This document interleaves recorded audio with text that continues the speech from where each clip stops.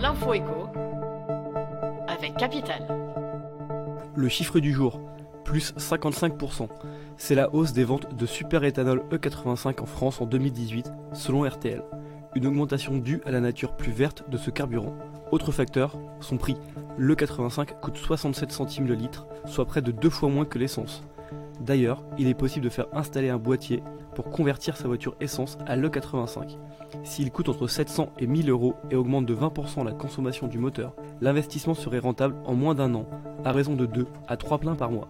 Sans compter que la carte grise est moins chère pour un véhicule roulant à l'E85. On ne le trouve que dans 1100 stations-service en France, mais ce nombre ne fait que croître. Le coup de gueule du jour est poussé par Philippe Castance, président de la CIPAV, une des caisses retraites destinées aux professions libérales. Interrogé par Capital.fr sur la réforme des retraites, celui-ci met en garde sur certains sujets.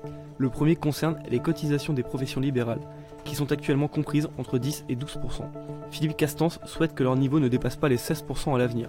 Il s'inquiète également de l'utilisation des réserves financières que s'est constituée la caisse. Il s'oppose à leur transfert dans le cadre de la création du régime universel.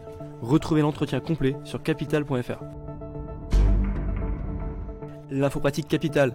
Il n'est désormais plus nécessaire de peser un colis avant de l'envoyer par la poste. La toute nouvelle version de laposte.fr, en ligne depuis la fin de la semaine dernière, affiche une liste des 100 objets les plus envoyés. On retrouve, entre autres, des vêtements, des bouteilles ou encore des smartphones parmi les courriers classiques. Puisque tous ont déjà été pesés, vous pouvez directement cliquer sur la bonne icône et les tarifs de livraison s'afficheront. Il ne vous restera plus qu'à coller l'étiquette sur le colis et de le mettre dans votre boîte aux lettres pour que le facteur le récupère. Avec ce nouveau service, le groupe La Poste espère faciliter la vente de particulier à particulier. On termine avec les compteurs Linky. L'association de consommateurs UFC Que Choisir a annoncé avoir saisi le Conseil d'État pour sanctionner l'inaction gouvernementale. Dans son viseur, l'affichage en temps réel de la consommation électrique pour les ménages précaires.